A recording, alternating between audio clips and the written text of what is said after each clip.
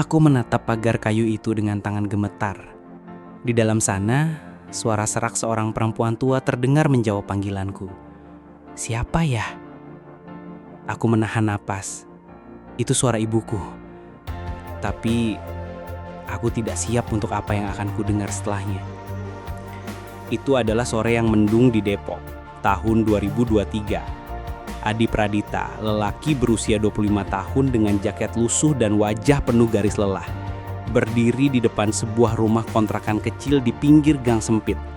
Rumah yang ia cari selama bertahun-tahun. Ia bukan datang untuk membalas dendam. Ia juga bukan datang untuk marahi ibunya. Ia datang karena satu hal. Ingin tahu. Ingin melihat sendiri. Dengan matanya sendiri.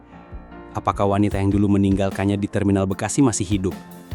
Dan kalau iya, mengapa?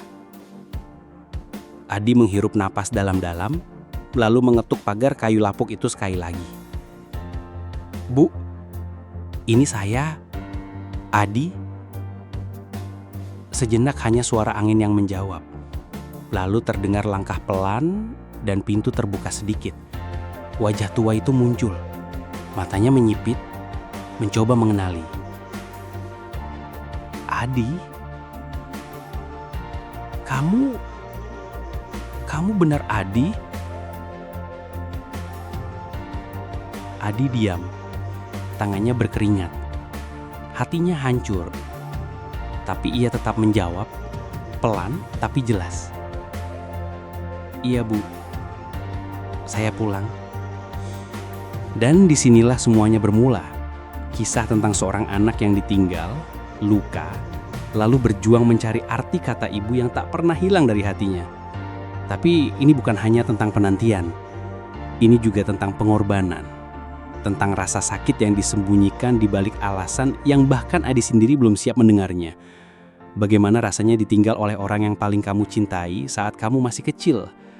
Bagaimana jika ternyata alasan itu bukan karena ia membencimu, tapi karena ia terlalu mencintaimu? Ini adalah kisah nyata dari seorang anak jalanan bernama Adi. Ditinggal saat usia 7 tahun, hilang arah, tapi tak pernah kehilangan harapan. Sampai akhirnya, 25 tahun setelah ia dibiarkan sendirian di bangku terminal Bekasi, ia kembali untuk mencari jawaban, untuk memeluk masa lalunya, dan mungkin untuk memberi ibunya kesempatan kedua. Yang pasti, ia tak pernah menyangka bahwa pertemuan itu akan mengubah hidupnya selamanya. Terima kasih yang sudah subscribe dan like. Saya doain hari ini mendapatkan rezeki yang melimpah dan disembuhkan dari segala penyakit. Jangan lupa absen di kolom komentar dari daerah mana saja kamu menonton video ini. Adi Pradita lahir di Bekasi.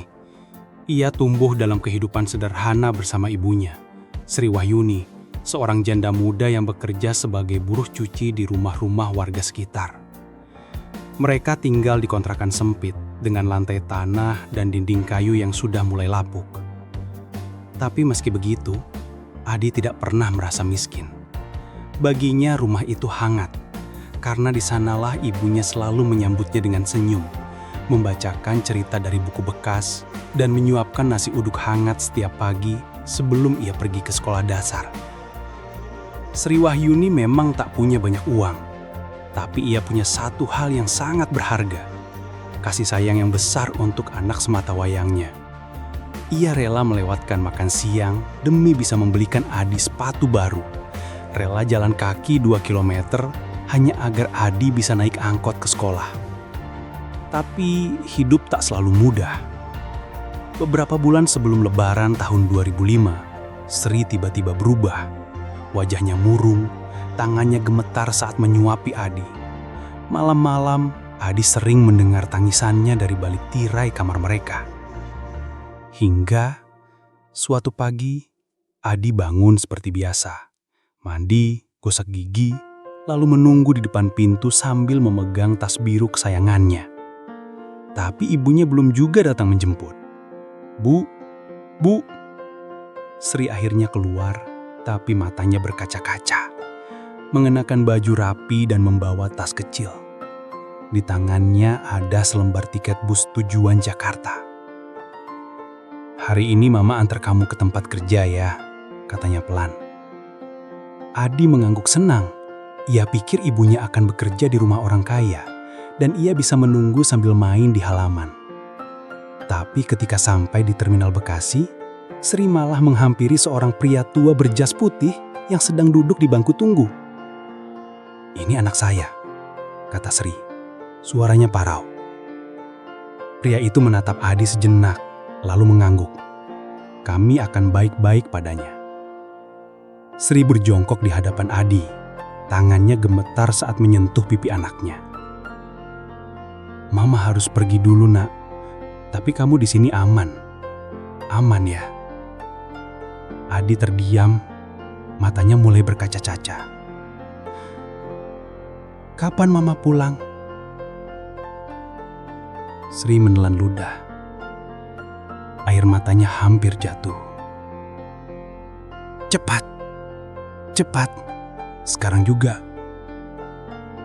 Lalu ia berdiri, membalikkan badan, dan berjalan cepat meninggalkan Adi sendirian di bangku terminal.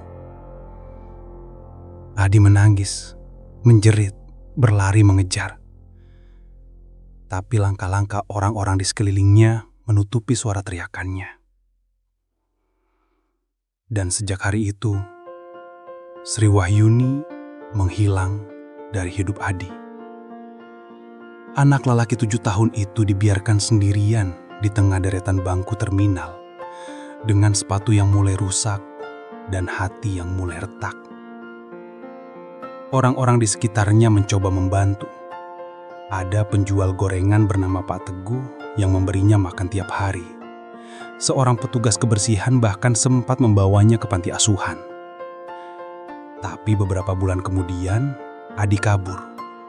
Ia tak tahan di ruangan sempit penuh aturan. Ia ingin bebas, ingin mencari jawaban, ingin tahu kenapa ibunya benar-benar pergi. Dan dari situlah hidupnya berubah. Dari anak sekolah yang ceria menjadi anak jalanan yang belajar bertahan hidup di tengah dinginnya aspal Bekasi. Dari pencinta buku cerita menjadi pemulung yang rela mengais sampai demi suap nasi. Tapi meskipun waktu terus berjalan, satu hal tak pernah hilang dari dirinya. Kenangan tentang suara ibunya dan pertanyaan yang terus menggema di hatinya. Kenapa?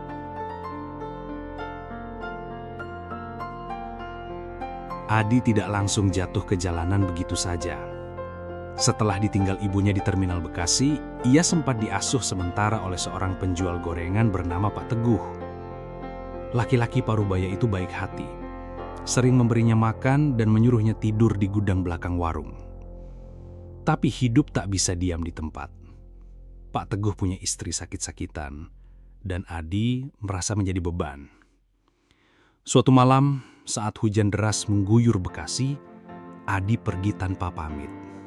Ia membawa jaket lusuh, roti tawar separuh, dan satu foto kusam dari dirinya bersama ibunya. Ia mulai beradaptasi dengan kerasnya dunia jalanan. Ia belajar mencuri roti dari toko yang lalai, belajar tidur di kolong jembatan saat hujan deras, belajar menjaga barang bawaannya dari copet sesama anak jalanan. Dan di tengah dinginnya aspal Bekasi, ia bertemu Rina. Gadis itu seusia dengannya.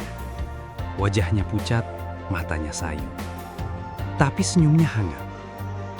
Rina duluan menyapanya saat mereka sama-sama sedang mengais kotak makanan di belakang rumah makan Padang. "Kamu baru ya?" tanyanya pelan. Adi mengangguk. "Jangan takut, aku juga dulu sendirian, tapi kita bisa saling bantu." Sejak hari itu, mereka tak pernah terpisah lagi. Rina adalah sahabat sekaligus keluarga barunya. Mereka saling melindungi, saling membagi makanan, saling menemani saat badai datang atau polisi datang mengusir. Tapi hidup di jalanan bukan hanya soal lapar dan haus. Ada hal-hal lain yang lebih menyakitkan. Suatu malam ketika langit Bekasi gelap dan angin bertiup kencang, Rina batuk-batuk hebat. Tubuhnya lemas, matanya berkunang-kunang. "Adit, aku nggak enak badan," katanya sambil menggenggam erat tangan Adi. Adi panik. Ia membawa Rina ke pos kampling terdekat, memohon bantuan. Tapi petugas setempat hanya melihat sekilas, lalu berkata, "Laporan medis harus ada KTP. Anak jalanan nggak punya. Bawa ke RS sendiri aja." Adi tidak punya uang. Ia hanya bisa memeluk Rina sambil menangis di depan pintu UGD rumah sakit. Malam itu, Rina pergi untuk selamanya. Tubuh rapuhnya tak kuat lagi melawan penyakit paru-paru kronis yang sudah lama dideritanya. Adi sendirian lagi. Dari hari itu Adi mulai berubah. Ia tak lagi percaya pada orang dewasa. Ia pikir semua orang hanya akan meninggalkannya. Seperti ibunya. Seperti dokter yang tak peduli. Seperti polisi yang hanya menendang mereka dari trotoar. Beberapa bulan setelah kematian Rina, Adi mencoba bunuh diri. Ia naik ke JPO di dekat stasiun Bekasi. Angin malam menerpa wajahnya. Di bawah sana, mobil-mobil berlalu lalang seperti kilasan kenangan. "Untuk apa aku hidup kalau cuma kesepian terus?" bisiknya. Tapi sebelum ia melompat, seseorang menyentuh bahunya. "Nak, kamu lihat jam berapa sekarang?" Adi menoleh. Seorang perempuan tua berjilbab biru berdiri di belakangnya. Namanya Bu Yati. Mantan pekerja sosial yang sering turun ke lapangan membantu anak jalanan. "Aku nggak tahu kamu siapa, tapi aku yakin kamu punya alasan untuk tetap hidup. Cuma kamu belum nemu alasan itu aja." Adi menangis. Tangis yang pecah setelah sekian lama tertahan. Dan dari situlah semuanya berubah. Adi akhirnya sadar bahwa hidupnya punya tujuan. Tujuan itu adalah mencari ibunya. Ingin tahu kenapa ia ditinggalkan. Apakah Sri Wahyuni benar-benar membencinya, atau justru ia pergi karena mencintainya? Setelah itu Adi mulai menyusun rencana. Ia ingin pulang, tapi bukan ke kontrakan lamanya. Ia ingin pulang ke masa lalu, ke jawaban yang selama ini ia hindari.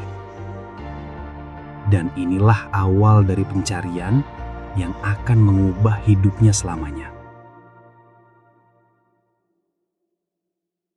Setelah percobaan bunuh dirinya di JPO Bekasi, Adi mulai serius mencari ibunya. Ia tak punya banyak petunjuk, hanya nama lengkap Sri Wahyuni dan kenangan masa kecil tentang kontrakan mereka dulu. Pertama-tama, ia kembali ke terminal tempat ia ditinggalkan. Ia tanyakan pada penjual gorengan, pedagang koran, petugas kebersihan, tapi tidak ada yang ingat. Semua wajah itu sudah berubah. Generasi baru mengambil alih. Anak-anak jalanan sekarang bahkan lebih muda dari Adi. Ia juga mencoba mencari Pak Teguh, penjual gorengan yang pernah merawatnya dulu. Sayangnya, warung itu sudah tutup. Tetangga sekitar bilang Pak Teguh meninggal beberapa tahun lalu karena stroke. Adi pulang dengan tangan hampa, tapi ia tidak menyerah. Dengan bantuan Bu Yati, mantan pekerja sosial yang menyelamatkannya malam itu, Adi mencoba masuk ke arsip panti asuhan. Mereka cek data anak hilang, catatan kelahiran sampai ke kantor kelurahan. Tapi hasil nihil. Nama Sri Wahyuni terlalu umum. Di Bekasi saja ada ratusan perempuan bernama itu. Tekanan mulai terasa. Rasa putus asa kembali datang. Setiap hari seperti ulangan trauma yang sama. Bangun pagi dengan harapan, habiskan hari dengan pencarian, tidur malam hari tanpa jawaban. Ada kalanya Adi membenci ibunya. Ada kalanya ia menangis sambil memandangi foto kusam itu. Dan ada kalanya ia ingin membakar semua kenangan itu agar bisa melupakan semuanya.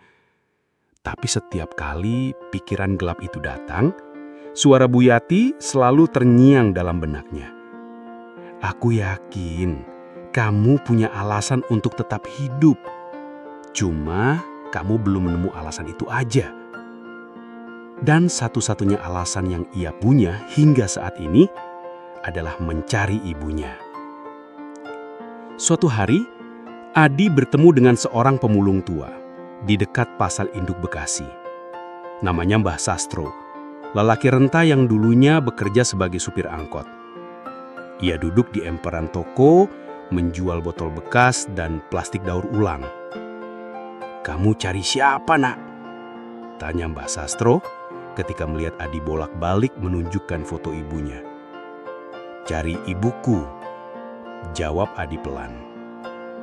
Mbah Sastro menatap foto itu sejenak. Matanya berkaca-kaca. "Wah, mirip sekali sama istri saya dulu.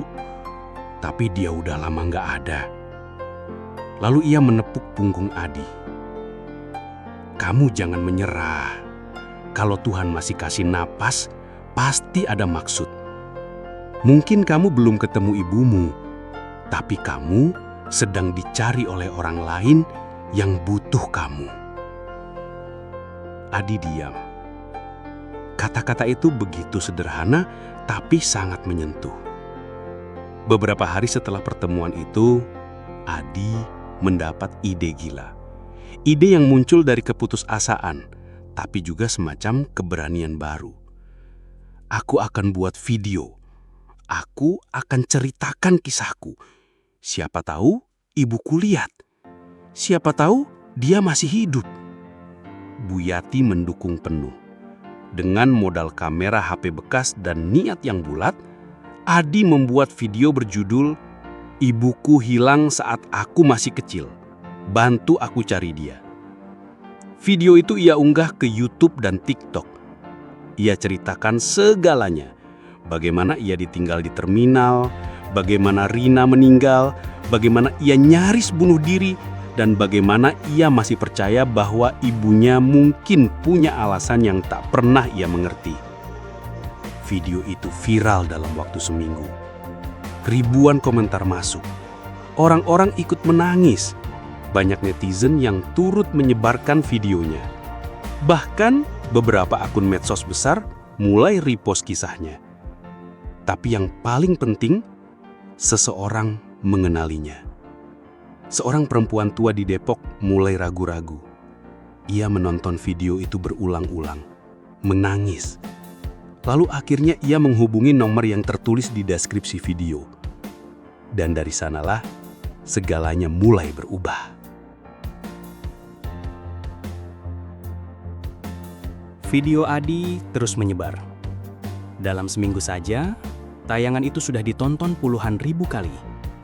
Banyak netizen yang ikut membantu mencari informasi, menyebarkan ke grup-grup keluarga besar, bahkan sampai ke kampung-kampung. Beberapa hari setelah video viral, Bu Yati menerima telepon dari seorang perempuan tua di Depok. "Assalamualaikum, saya dengar-dengar ada anak hilang bernama Adi Pradita. Saya kenal nama itu." Bu Yati langsung memanggil Adi. Jantungnya berdebar tak karuan. Telepon disambungkan. Di ujung sana, suara serak dan lembut terdengar. "Adi?" Wajah Adi langsung memucat. Tangannya gemetar. Suaranya hampir tak keluar. "Iya, ini saya. Siapa ini?" Sejenak hanya terdengar napas panjang dari pihak lawan bicara. Lalu, "Ini Mama." Kalimat itu membuat dunia Adi berputar. Ia duduk di lantai, matanya berkaca-kaca. Telinganya seperti tidak percaya. "Mama? Sri Wahyuni?" "Iya, Nak. Maafin Mama." Dan tangisan pun pecah. Di satu sisi, Adi menangis karena akhirnya ia menemukan ibunya. Di sisi lain, Ibunya juga menangis, bukan hanya karena rindu, tapi karena penyesalan yang selama ini ia simpan rapat-rapat. Dari percakapan itu, terungkap sebuah rahasia yang membuat Adi terdiam lama. Ibunya tidak pernah benar-benar meninggalkannya. Tahun 2005, saat itu Sri Wahyuni sedang menghadapi tekanan hebat dari keluarga besarnya. Sebagai janda muda dengan satu anak, ia dianggap membawa malu karena tak bisa memberikan hidup layak untuk Adi. Keluarga besar Mama bilang, lebih baik kamu tinggal di panti. Katanya mereka akan carikan orang tua angkat yang baik, kata Sri dengan suara parau. Tapi Sri tak rela. Ia mencintai Adi. Ia ingin tetap menjadi ibunya. Namun tekanan batin terlalu besar. Ia merasa gagal. Ia pikir satu-satunya cara agar Adi bisa hidup lebih baik adalah dengan menyerahkan anaknya ke keluarga asuh. Sayangnya, proses itu tidak berhasil. Anak yang dijanjikan untuk diadopsi ternyata tak kunjung datang. Dan ketika Sri coba kembali ke Terminal Bekasi beberapa minggu kemudian, Adi sudah menghilang. Mama cari terus, Nak. Ke panti-panti, ke rumah sakit, ke polsek. Tapi semua bilang tidak ada data. Aku kira kamu sudah mati atau dibawa orang jauh. Adi diam. Hatinya hancur. Bukan karena dendam lagi, tapi karena baru sadar selama ini ibunya juga mencarinya. Bertahun-tahun Sri Wahyuni hidup dalam penyesalan.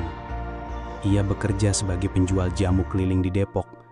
Hidup sederhana, menjual ramuan dari pintu ke pintu, berharap suatu hari nanti bisa melihat wajah anaknya lagi. Dan sekarang, harapan itu menjadi nyata. Setelah percakapan pertama via telepon itu, Adi memutuskan untuk bertemu langsung. Besok saya ke Depok, Bu. Saya mau lihat Mama. Saya mau peluk Mama. Sri menangis lagi. Kali ini karena harapan yang akhirnya datang. Hari itu cerah. Langit Depok terlihat biru cerah, tanpa awan tebal yang menggantung seperti biasa. Tapi di dalam dada Adi, badai emosi tak bisa dihindari. Ia berjalan menyusuri gang sempit dengan lantai paving yang rusak.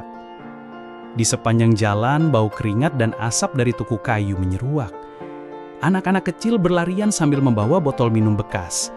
Ibu-ibu memeras pakaian di depan rumah. Di ujung gang itulah ia melihatnya. Sebuah kontrakan kecil dengan pagar kayu lapuk. Di depannya, seorang perempuan tua sedang duduk di kursi plastik, memilih daun sirih dengan tangan gemetar. Adi berhenti sejenak. Napasnya tersengal. Hatinya berdebar. Perlahan, ia mendekat. Bu, Sri Wahyuni mendongak. Matanya langsung berkaca-kaca. Adi? Adi tidak bisa menjawab. Air matanya sudah jatuh duluan. Dan dalam satu langkah cepat, pelukan itu akhirnya terjadi. Sri memeluk anaknya erat. Tangannya mengusap rambut Adi, seperti dulu saat ia masih kecil. Tubuhnya bergetar. Hatinya hancur dan utuh dalam waktu yang bersamaan. Maafin Mama, maafin Mama, bisik Sri sambil menangis. Adi ikut menangis, tapi bukan lagi karena sakit, bukan lagi karena dendam, tapi karena akhirnya setelah 18 tahun terpisah, ia merasakan hal yang selama ini hilang, rasa dicintai oleh ibunya. Mereka masuk ke dalam rumah. Tempat itu sederhana, hanya ada satu kamar, satu dapur kecil, dan ruang tamu yang isinya hanya kursi plastik dan meja kayu usang. Sri menyeduh teh hangat. Tangannya masih gemetar. Adi duduk di kursi yang sama. Mereka saling pandang. Lama, seolah ingin mengingat semua wajah yang pernah mereka lupakan. Kamu besar sekali, Nak, kata Sri sambil tersenyum lembut. Adi mengangguk. Mama juga kelihatan lebih tua. Mereka tertawa kecil, tapi senyum itu tak mampu menyembunyikan rasa haru yang mendalam. Lalu Sri mulai bercerita tentang hidupnya setelah meninggalkan Adi, tentang penyesalan yang tak pernah hilang, tentang bagaimana ia mencoba mencari anaknya kemana-mana, sampai suatu hari jatuh sakit karena stres dan depresi. Mama gak punya uang untuk cari kamu. Mama cuma punya doa. Setiap malam, Mama minta sama Tuhan, kalau boleh, biarkan aku ketemu dia lagi. Biarkan aku minta maaf. Adi diam. Lalu ia berkata pelan, "Aku dulu benci, Bu. Aku marah. Aku bahkan bermimpi buruk tentang Mama. Tapi sekarang, aku cuma pengen bilang, aku sayang Mama. Aku gak pernah berhenti." Sri meneteskan air mata lagi. Kali ini karena ia tahu anaknya tidak datang untuk menyalahkan. Ia datang untuk memaafkan. Dan dalam diam, Adi juga tahu ibunya tidak pernah benar-benar meninggalkannya. Hanya saja, hidup kadang memaksa orang tua membuat pilihan yang menyakitkan.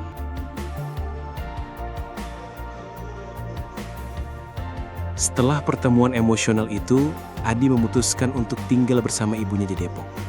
Ia menyewa kamar kecil di sebelah kontrakan Sri agar bisa menjaga ibunya yang kondisi kesehatannya mulai menurun. Sri menderita diabetes dan ginjal kronis. Kakinya sering bengkak, matanya mulai kabur. Tapi setiap pagi, ia tetap berusaha bangun lebih awal, menyiapkan jamu gula aren yang akan dijajakan dari pintu ke pintu.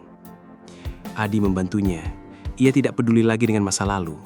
Yang penting baginya sekarang hanyalah satu hal, membuat hari-hari ibunya sedikit lebih ringan. "Dulu aku habiskan waktu mencari Mama," kata Adi suatu sore sambil mengemas botol jamu. "Sekarang, aku mau habiskan waktu merawat Mama." Sri tersenyum.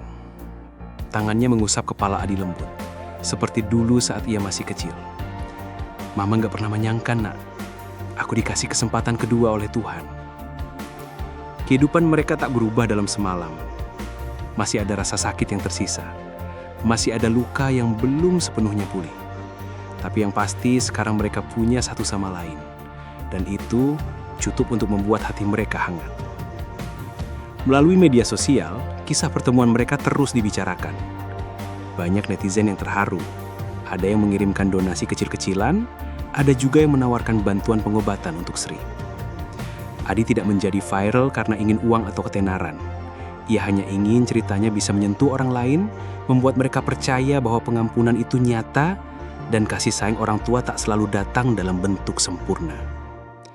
Dengan bantuan dari beberapa donatur baik hati, Adi membuka usaha kecil-kecilan. Jualan mie instan rebus di dekat stasiun Depok Lama. Tempatnya sederhana, hanya gerobak kayu dan tenda biru. Tapi pelanggan mulai datang. Bahkan ada yang rela antri hanya untuk melihat langsung anak dan ibu yang dulu terpisah selama 18 tahun. Pagi-pagi sekali sebelum matahari terbit, Sri sudah membantu Adi menyiapkan bahan-bahan. Ia cuci daun bawang, iris tomat, dan siapkan telur. Kadang-kadang ia juga ikut melayani pembeli, meski langkahnya agak tertatih. Adi senang melihat ibunya kembali memiliki tujuan hidup. Bukan hanya sebagai mantan penjual jamu keliling, bukan hanya sebagai mantan ibu yang meninggalkan anaknya, tapi sebagai orang yang akhirnya bisa memperbaiki hubungan dengan anaknya. Ada satu momen yang tak pernah dilupakan oleh Adi. Suatu malam ketika langit Depok penuh bintang dan angin bertiup sepoi-sepoi, Sri berkata pelan, "Aku dulu merasa gagal sebagai ibu. Tapi sekarang, rasanya seperti Tuhan kasih aku kesempatan lagi untuk belajar jadi mama yang baik." Adi memoleh, matanya berkaca-kaca. "Iya, Bu. Sekarang Mama udah jadi mama yang baik untukku." Dan di sanalah, dalam keheningan malam itu, mereka berdua saling memeluk. Bukan sebagai korban masa lalu, tapi sebagai keluarga yang akhirnya utuh kembali.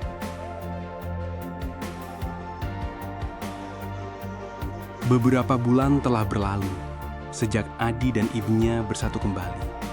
Kehidupan mereka tidaklah sempurna. Masih ada rasa sakit yang tersisa.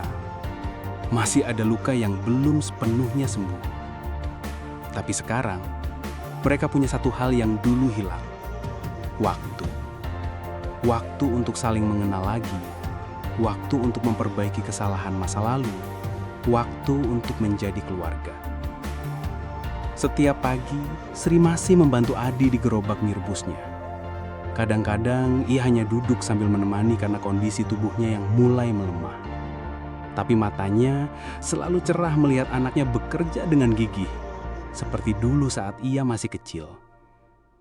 Adi sendiri tidak pernah membayangkan hidupnya akan seperti ini. Dari anak jalanan yang nyaris bunuh diri karena merasa tidak dicintai, kini ia menjadi pria muda yang rela melakukan apa saja demi membuat ibunya senyum. Dulu, aku benci, kata Adi suatu hari saat sedang menyiapkan dagangan. Aku marah sama mama. Aku pikir dia meninggalkan aku karena nggak sayang lagi. Tapi sekarang aku tahu, kadang orang tua juga punya batas. Batas fisik, batas mental, batas ekonomi, tapi bukan berarti mereka nggak cinta. Sri mendengarkan sambil tersenyum. Ia menyentuh pundak Adi lembut. Dan kadang, kita baru sadar betapa berartinya keluarga itu setelah kita kehilangan mereka. Kisah ini bukan tentang dendam, bukan tentang kemarahan. Ini adalah kisah tentang pengampunan, tentang kekuatan hati untuk memaafkan, dan tentang kasih sayang yang tetap ada meskipun sempat terpisah jauh. Banyak dari kita mungkin pernah merasa ditinggalkan oleh orang yang kita cintai, entah secara fisik, emosional, atau bahkan dalam bentuk kasih sayang yang tak pernah cukup. Tapi kisah Adi dan ibunya mengajarkan satu hal penting.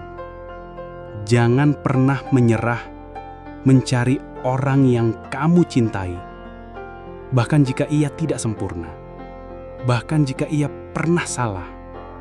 Karena yang penting bukanlah masa lalu, tapi apakah kita masih punya hati untuk saling memperbaiki. Di akhir hari, langit Depok tetap biru, burung-burung tetap berkicau, anak-anak tetap berlarian di gang sempit. Dan di ujung jalan itu, sebuah gerobak mie rebus masih berdiri dengan dua orang yang saling memeluk erat. Satu pelukan yang menyembuhkan luka bertahun-tahun. Satu pelukan yang menyatakan bahwa keluarga itu bukan tentang siapa yang sempurna, tapi tentang siapa yang tetap mau saling mencoba. Ini adalah kisah nyata dari seorang anak jalanan bernama Adi Pradita yang ditinggalkan oleh ibunya saat masih kecil dan akhirnya pulang untuk mencari jawaban. Namun yang ia temukan bukan hanya jawaban. Ia menemukan maaf. Ia menemukan cinta dan ia menemukan keluarga. Terima kasih sudah menonton sampai selesai. Selamat datang kembali di cerita selanjutnya. Jangan lupa jaga kesehatan dan selalu semangat.